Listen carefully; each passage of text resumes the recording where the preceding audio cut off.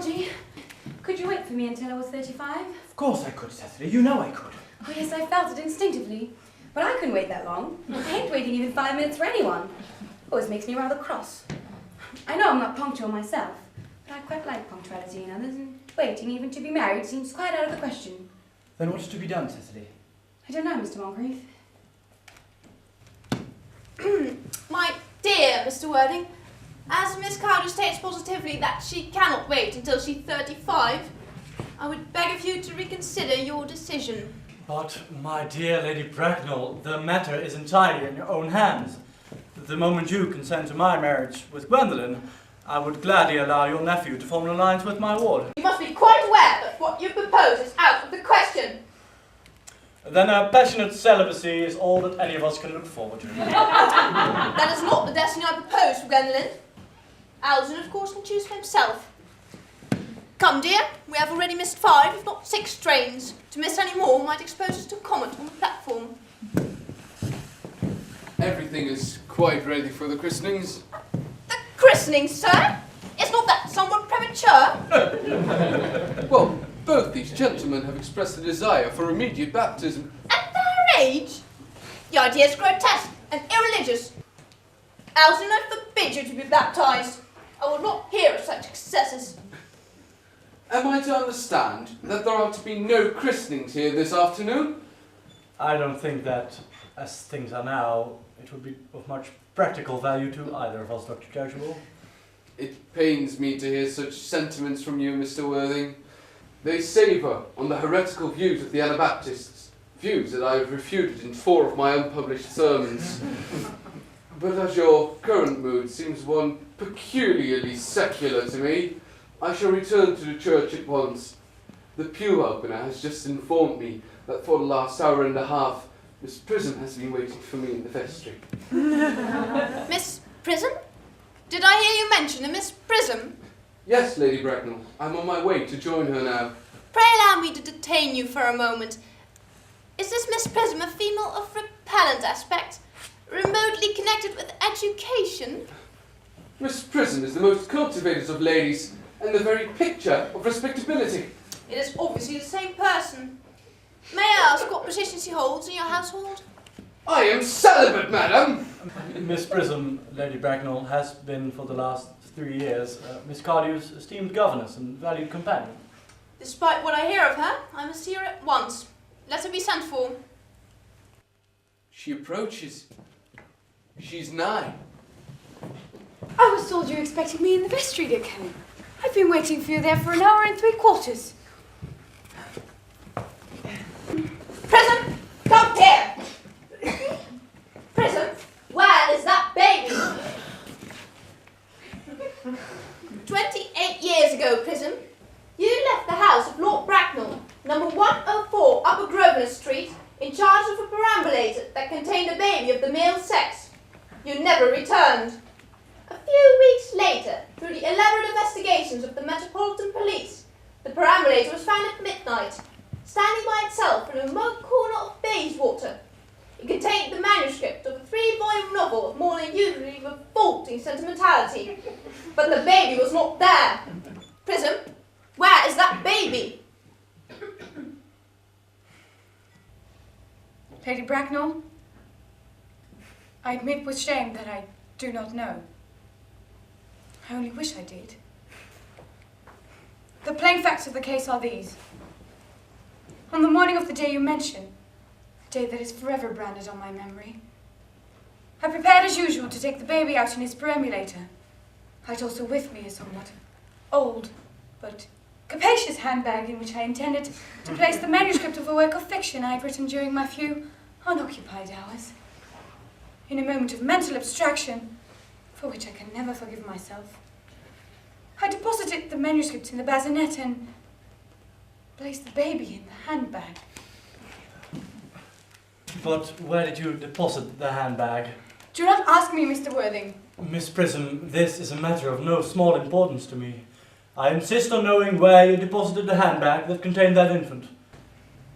I left it in the cloakroom of one of the larger railway stations in London. What railway station? Victoria. Piet-Hein. I must retire to my room for a moment. Gwendolen, wait here for me. If you're not too long, I will wait here for you all my life. What do you think this means, Lady Bracknell? I dare not even suspect, Dr. Chasuble. I need hardly tell you that in families of high position, strange coincidences are not supposed to occur. They are hardly considered a thing. Jackson's strangely agitated. Your guardian has a very emotional nature. This noise is extremely unpleasant. It sounds as if he was having an argument. I dislike arguments of any kind. They're always vulgar and often convincing.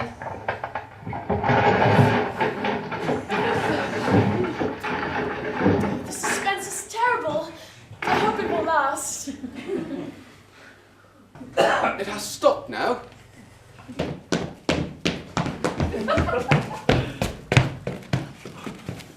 Miss Prism, is this the handbag? Examine it carefully before you speak. The happiness of more than one life depends on your answer.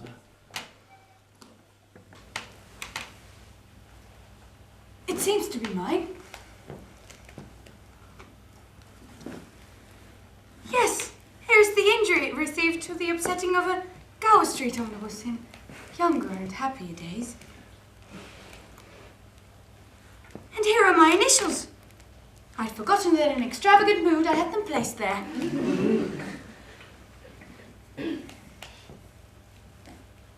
The bag is undoubtedly mine. I'm delighted to have it so unexpectedly restored to me. It has been a great inconvenience being without it all these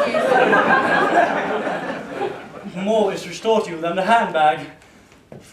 I was the baby you placed in it. You? Yes! Mother! Mr. Worthing! I am unmarried! Unmarried? I do not deny that is indeed a serious blow. But, after all, who has the right to cast a stone against one who has suffered? Cannot repentance wipe out an act of folly? Why should there be one law for men and another for women? Mother, I forgive you. Mr. Worthing, there is some error. There is the lady who can tell you who you really are.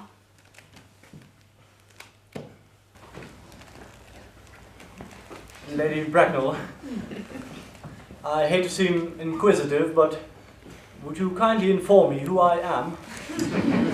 I'm afraid that the news I have to give you will not altogether please you. You are the son of my poor sister, Mrs. Moncrieff, and consequently, Alton's elder brother. Alton's elder brother? Then I have a brother after all. I knew I had a brother. I always said I had a brother. Cecily, how could you have ever doubted I had a brother?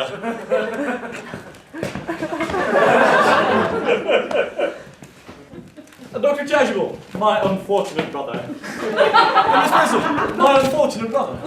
Gwendolen, my unfortunate brother. Oh, you young scoundrel, Algie. Don't start treating me with a little more respect in the future. You never behaved to me like a brother in all your life. Well, not till today, old boy, I admit. I did my best, however, though I was out of practice. My own one. But what own are you? What is your Christian name now that you've become someone else? Good heavens, I had quite forgotten that point. Your decision on the subject of my name is irrevocable, I suppose. I never change, except in my affections. What noble character you have, Gwendolen. Then the question had better be cleared up at once. Aunt Augusta, a moment. At the time when Miss Prism left me in the handbag, had I been christened already?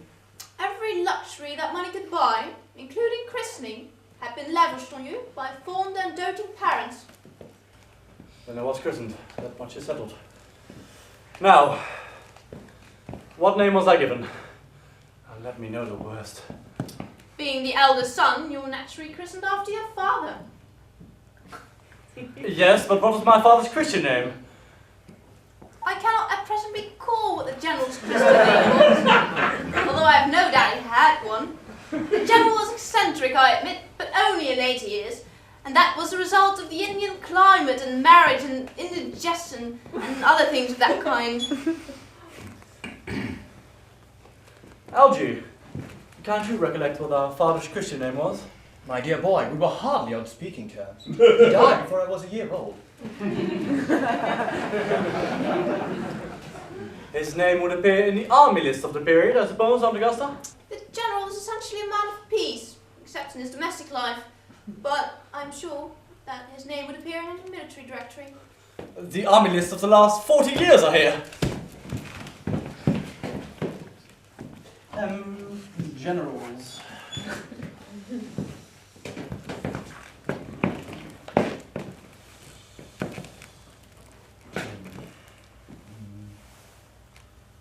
Mobs. Magley. Maxbaum. What ghastly names they have. Markby, Mixby, Mobs. Moncrieff. 1840 lieutenant, captain, lieutenant colonel, colonel, general. 1869. Christian names.